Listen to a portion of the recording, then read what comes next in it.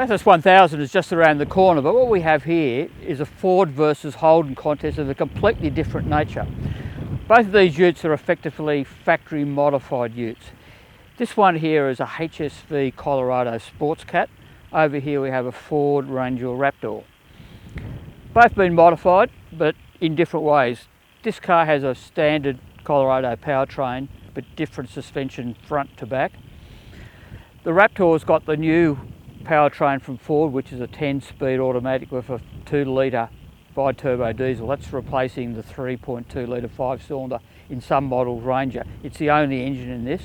Underneath, the chassis is significantly modified from a standard Ranger, most notably much wider track, but also a coil-sprung rear live axle, so it's different from the leaf spring. We're going to give them a run, off-road, on-road, and see how they wrap up.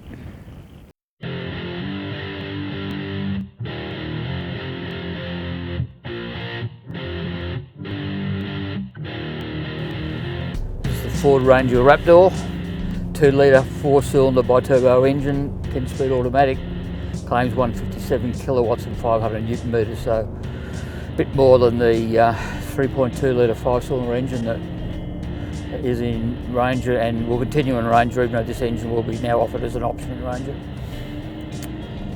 Reasonable sort of performance, picks up a bit by having the 10-speed automatic, but the Raptor is heavier than the Ranger, so that sort of kills it a little bit.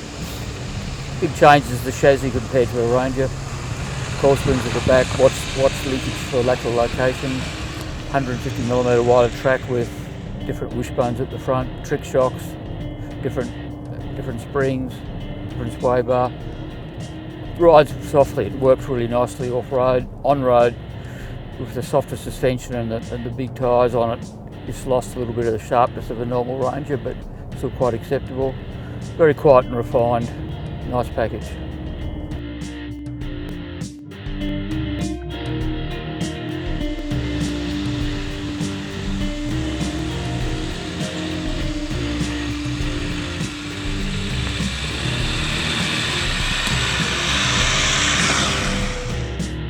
HSV Colorado SportsCat we're driving here.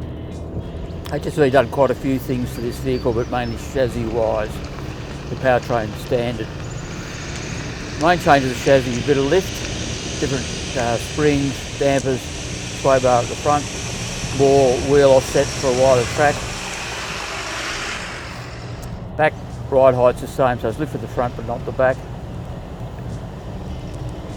One of the other big changes is the top of the spring damper mount has been reinforced for better suspension control, so there's no limits to flex there, so the springing damper can do what it's designed to do.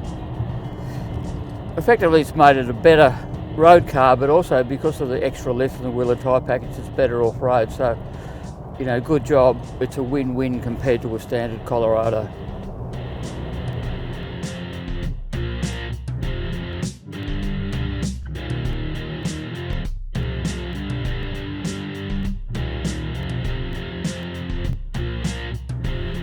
Okay, we've had a fair run of these two cars today, or these two utes, sports utes if you want to call them that. First thing you've got to lock away is prices.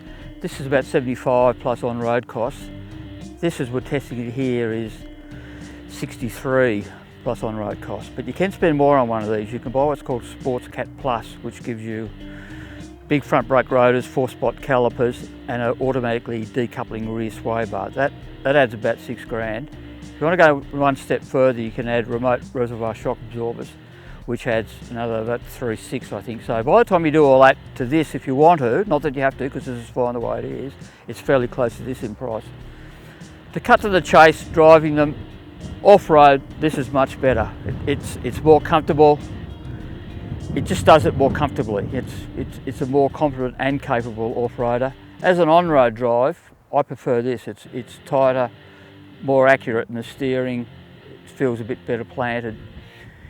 One thing you lose on this is with that coil rear suspension that's been added is 1,000 kg of towing capacity, so it drops from 3.5 to 2.5, whereas this is 3.5, so that's something to think about if that's what you want to do.